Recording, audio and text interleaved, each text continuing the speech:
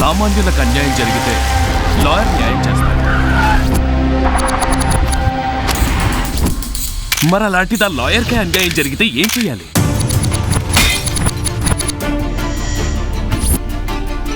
వంద మంది దోషులు తప్పించుకున్నా పర్వాలేదు, ఒక నిర్దోషికి శిక్ష పడకూడదు అంటారు. లాయర్గా సక్సెస్ అవ్వాలంటే బ్రెయిన్, లాజిక్ రెండే వాడాలి.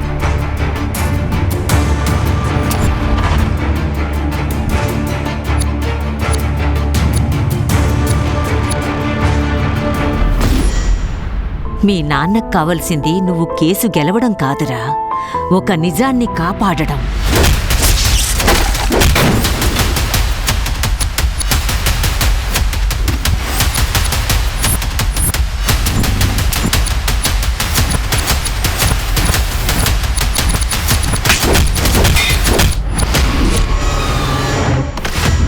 అంకుల్, ఆ నల్ల కోట్ వేసుకోవాలంటే ఏం చెయ్యాలి?